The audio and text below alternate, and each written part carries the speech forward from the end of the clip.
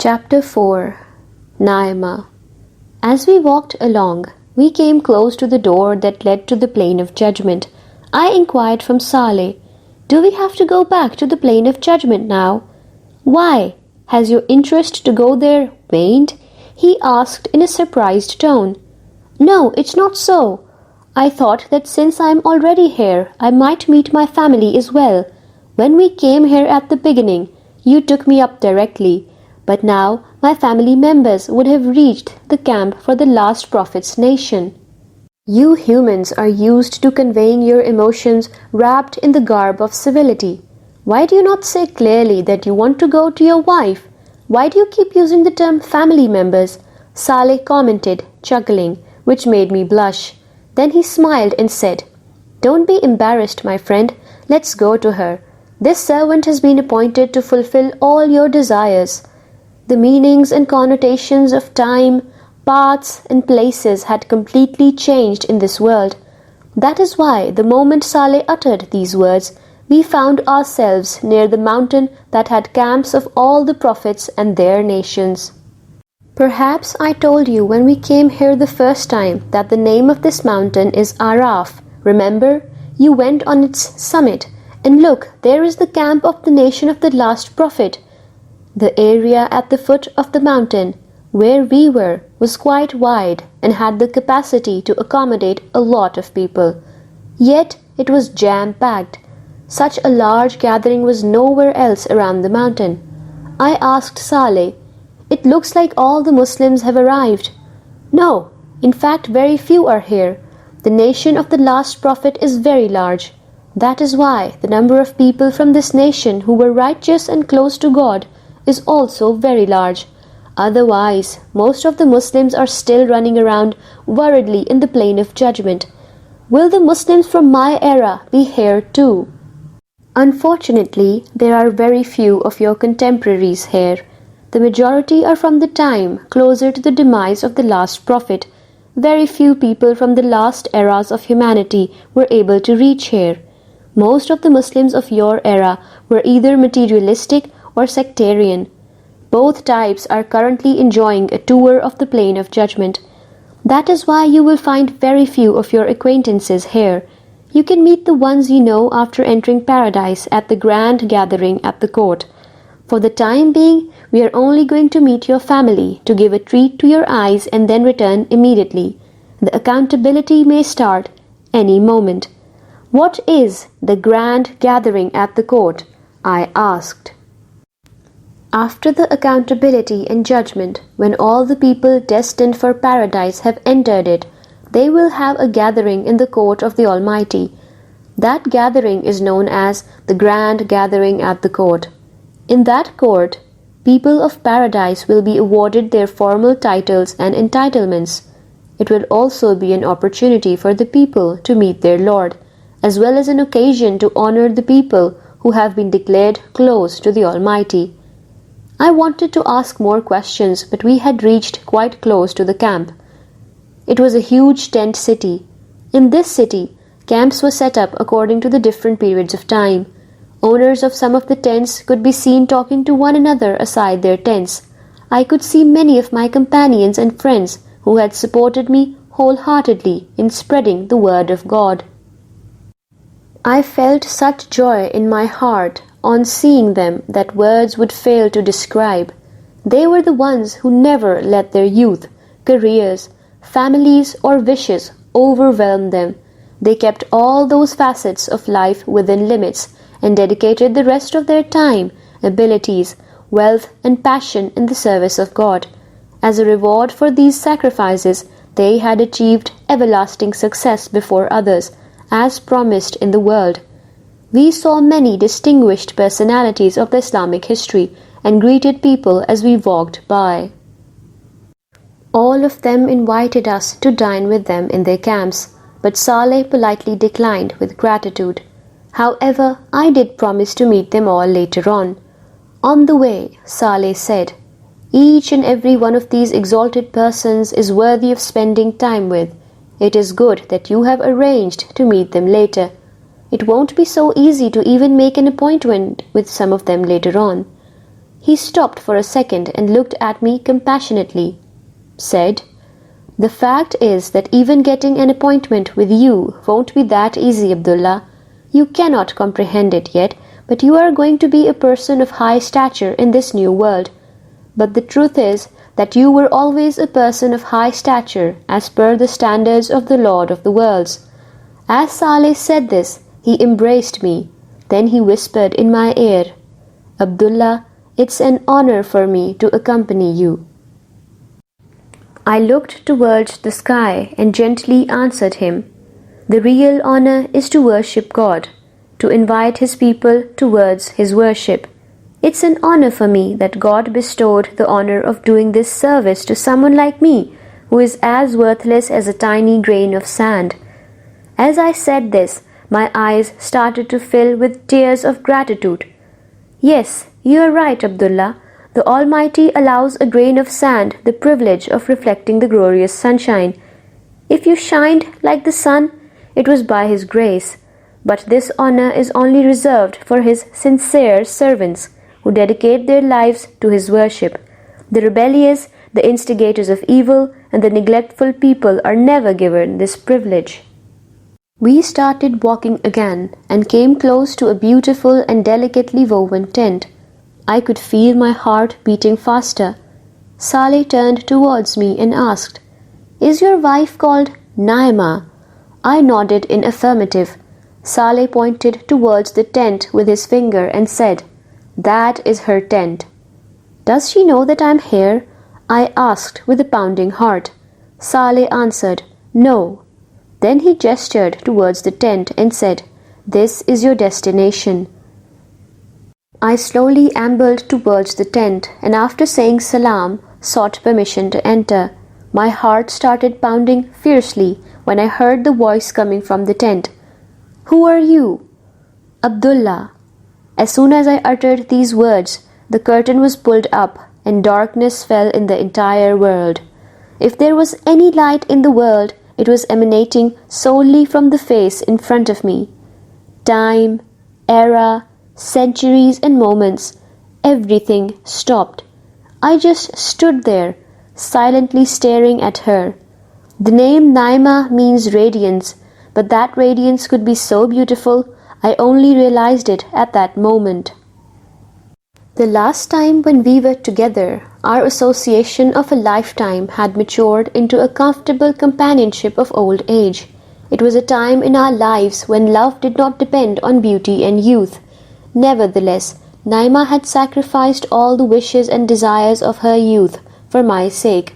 She was by my side even when I chose the thorny way over an easy life. She supported me through life's difficult moments and ups and downs to the best of her abilities, until death did us apart.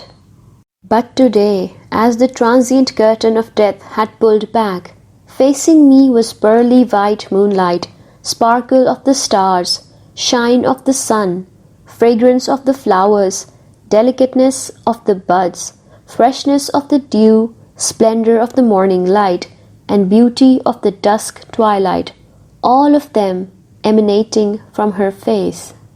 I was trying to analyze a companionship of years in a few moments in my thoughts. Naima's eyes were wet as tears ran down her cheeks. I extended my hand to wipe the tears away and taking her hands in mine, said, "Didn't I tell you, with a little wait and perseverance, we'll win this war? When did I not believe you? Now my faith has turned into reality.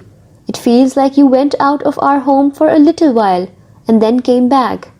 We persevered for a short while, and now we have won a great war. We had to win, Naima. God never loses, and neither do people who fight for His cause. They may stay behind in the world, but they'll always be ahead of everyone else in the hereafter." "What happens now?" Naima closed her eyes as she asked, as if she was imagining the surroundings of paradise, a life that was about to begin. "We spent our mortal life in spreading the message of God. Now He will compensate us with everlasting life in paradise." Saying so, I closed my eyes as well. I could recall every moment of my life that was full of hardship and struggle. I had dedicated the best years of my youth and adult life in the service of the religion as ordained by God. I had even devoted the diminishing strength of my middle age in this way. I was an extraordinarily talented and intelligent person. If I had made success in this life my goal, I would have easily achieved the pinnacle of accomplishments here. However, I had decided that if I had to make a career, an estate, a high status, and a name for myself, I would only do so for the life in hereafter. All my life, I had not only battled with myself over the desires of life, but I had also battled against prejudices and emotions. I never let myself be dirtied by sectarianism, personality worship, or prejudices. I always tried to understand the religion of God with honesty and with intellect, and then followed it sincerely and honestly. I spread His religion in the entire world and ignored the rebukes. God blessed me with the love and friendship of Naima that gave me the fortitude to fight in every situation. Now we had won our war against Satan. The struggle was over now, and it was time to celebrate. We were in that state when Saleh coughed to make us conscious of his presence. He said, "You can have an extended meeting later. We have to go right now." I returned to the present on hearing his words. I introduced Saleh to Naima. "He is Saleh," and then added with a laugh, "He is not inclined to leave me alone at any time." Naima looked at Saleh and said, "I have met Saleh before. He was the one who brought me here and informed me about you. Otherwise, I would have been very worried." I turned towards Saleh and said, "When did you leave me to bring Naima here?" "You probably don't remember. When you were on the summit and quietly praying to the Lord to allow you to proceed to the plane of judgment, I left you. Abdullah, it is your weakness as well as your strength that when you are with your Lord, you are completely oblivious to your surroundings. I was not in my senses a few moments ago either, but you didn't care to leave me in that state." I said, turning towards Saleh, "Well, if I'd left you two together, then our next meeting would have been after the day of judgment. You know, you humans are quite ungrateful and forgetful too. Have you forgotten where you were supposed to go?" "Okay, Naima, we need to go. You should stay here and I'll be back shortly." "But what about our children?" asked Naima. "They're fine. Why don't you go and look for them? They will be around somewhere close by. Otherwise, I will bring them myself in a short while. Right now, I need to return to the plane of judgment immediately. We will be able to meet and sit together all our lives afterwards." After Naima's last question, I could not afford to stay there any longer. Otherwise, I would have had to tell her about two of our children who had not managed to make it up to here, and that would have been very agonizing for her.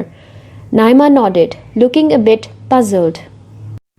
On our way back, I said to Saleh, "In this life, many families will experience quite a lot of breakups.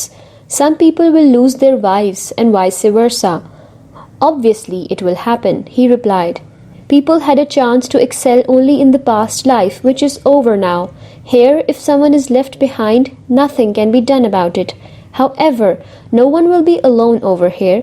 No one will wait for the ones left behind. New relationships will be formed. People will find new partners.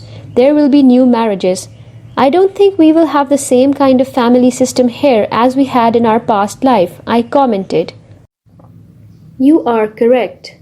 Actually, the institution of family was established in the previous world because of some basic flaws in human nature. The basic purpose of a family was to take care of minors and elders. Men were made heads of household to give strength and stability to the family. To keep the family intact, women were made weaker than men in certain areas, whereas on the other hand, men were made dependent on women due to some of their inherent weaknesses. Women were not only a blessing for men, they were also a necessity for them. The system of the world could not have run in the absence of this arrangement, but their paths would separate now. Women will remain a source of pleasure and happiness for men, but women themselves will no longer be dependent on men. For obvious reasons, their worth and importance will increase, and so would their sense of importance. So it would be more beneficial to be a woman in this world. A woman would be able to get a man's attention whenever she would desire. However, a man will have no control over her, although he would still need her. Yes, you are right. So we men will be worse off. Yes, he replied. This is a serious problem. Is there any solution to it? I asked. In paradise, there is a solution for every problem. The solution to this problem is hurs, the maidens of paradise. But the women will be jealous of them. No, it will not be so. When it comes to beauty and status, the maidens of paradise can never compete with the women of paradise, so the issue of jealousy will never arise. On account of their deeds, the women of paradise will enjoy a very high status and will be more beautiful than the maidens. They would not care about other activities and interests of their husbands. Also, bear in mind that the paradise is the world of the Almighty and not of humans. Do you know the difference between these two worlds? I just looked at him with a blank expression. He answered his question himself. In the world of humans, one feels jealous of one's adversary in love. In this world, the adversary also becomes a beloved. It looks like a convincing argument, but I guess only the women of the paradise can pass judgment on it. Paradise is a place for the purified. By the grace of God, their purity will not allow any negative feelings to find a place in their hearts. Instead of responding to my question directly, Saleh stated the point in principle and then continued to explain further.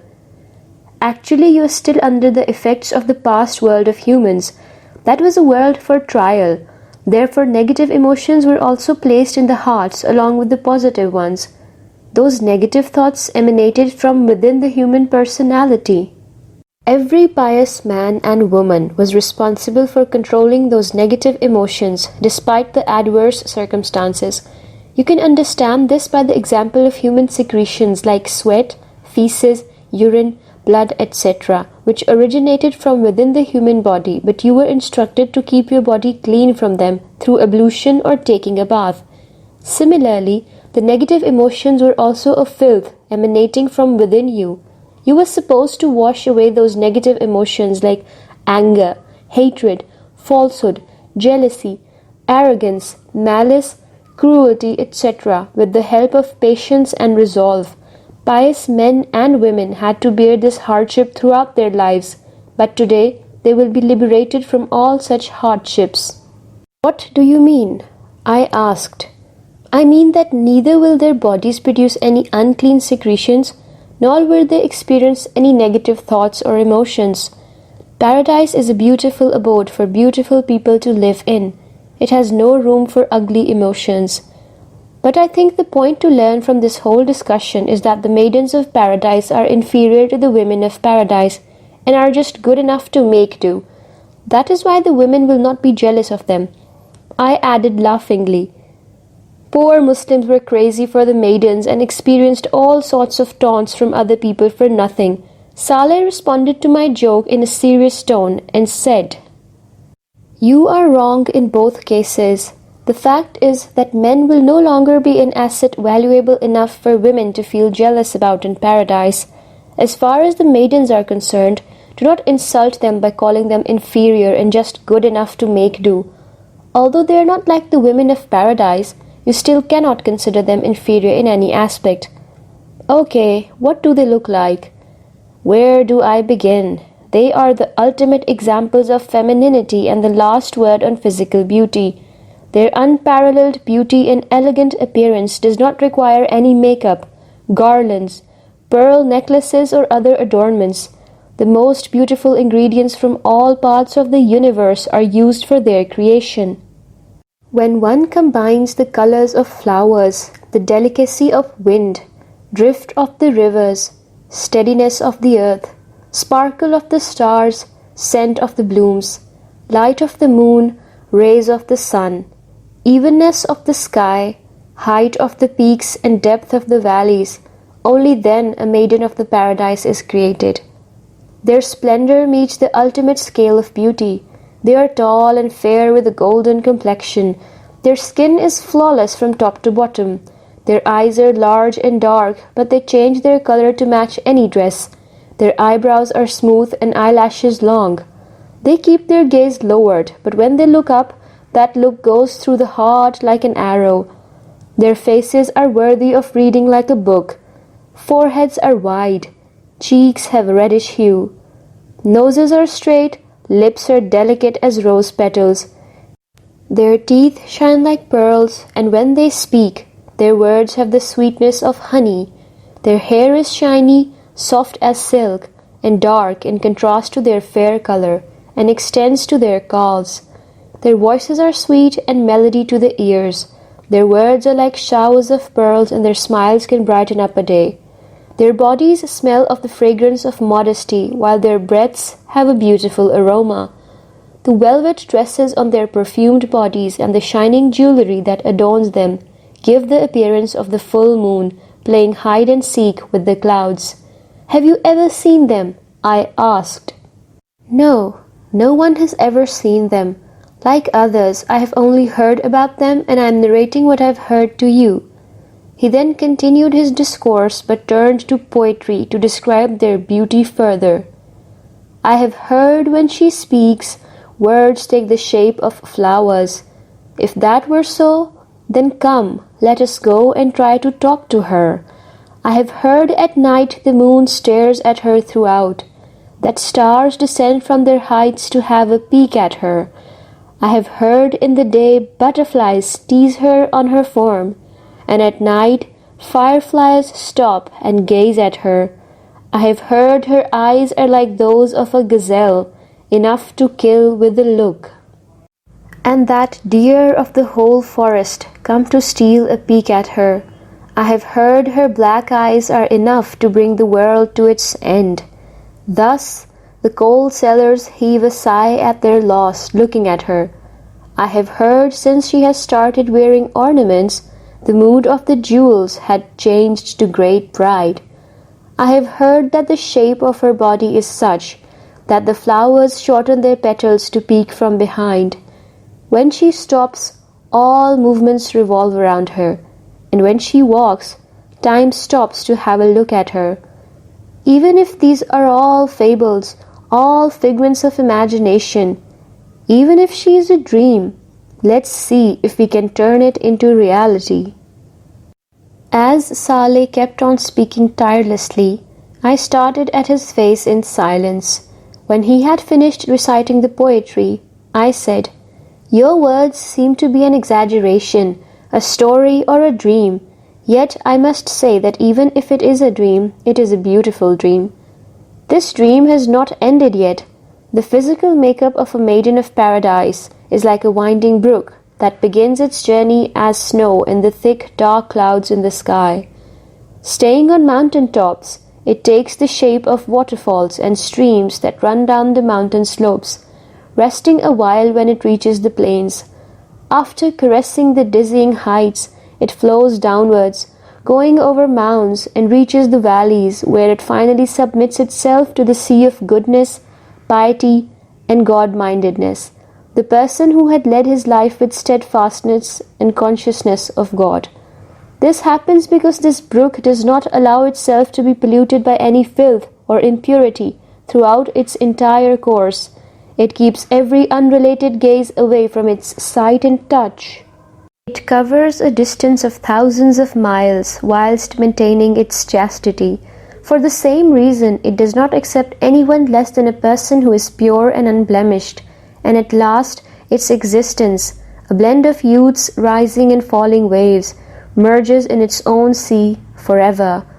I cannot decide whether I should praise the maidens or the power of your expression, I commented. Praise should be solely for God. However, please remember that I am an angel. The emotions I have just expressed are those of a human, not mine. Whatever I have learned about human emotions and words, most of it has been due to your company. So if you wish, you can praise yourself, Saleh replied. No, praise and glory should solely be for God. But tell me something, will they be humans? Yes, they are also humans. Similarly, Ghilman, the boy servants of the residents of paradise, are also humans. These boys will not grow up and will always remain boys. Why will they remain boys? Servants are considered to be better if they are of mature age and hence more knowledgeable. I immediately raised an objection. No, that is not the case. Despite being young, they would be extremely good judge of people's moods and needs. During functions in the paradise, whenever a glass would need to be refilled, they would just have to look into the eyes of the person holding it to decide how much more of the drink is desired. So their intelligence and understanding would be beyond comparison. However, they would retain the form of boys so that they are active and agile, capable of performing any task in the blink of an eye. Their attire, appearance, and looks would be such that they would look like precious pearls scattered around in the gathering. Another reason for them being kept as boys eternally is to avoid the need of any conjugal necessities. However, in contrast, the maidens of paradise would be completely mature girls who would become wives of the residents of paradise. Will the maidens and ghilman be especially created for the residents of the paradise? I asked Saleh. He replied, "There is a long story behind it. We are not short of time. Go on, tell this story too," I said. Listen, today is not the first time human beings are being presented to God for judgment. What do you mean? Was there a day of judgment even earlier? No, there was no day of judgment earlier. However, all human beings have been created once before. Are you referring to the covenant of Alast? When you enter paradise, you can ask the Almighty as to when that event took place. All I know is that it happened once. In fact, the trial that human beings were put through this time was preceded by another such incident. The foremost event that took place was an occasion when God offered an opportunity to all of His living creations to enjoy His company eternally in the paradise. But to be able to do so, they first had to spend some time in the world without being able to see Him. All they were supposed to do was to obey His orders, worship Him, and submit to Him without seeing Him. Governance of the world was to be temporarily handed over in trust to the beings who accepted this challenge. The beings who accepted the challenge had to show that, despite being the empowered rulers, they were ready to obey Him without seeing Him. Those who used this authority and free will correctly were to be rewarded with the eternal company of God in the paradise, whereas those who failed this test were to face punishment in the hell. What happened then? I asked. Well, all living beings got scared and stepped back. The reason was that the paradise was beautiful, but the hell was equally terrifying. You just saw hardships of the judgment day with your own eyes. Who in his right mind would present himself for such a trial?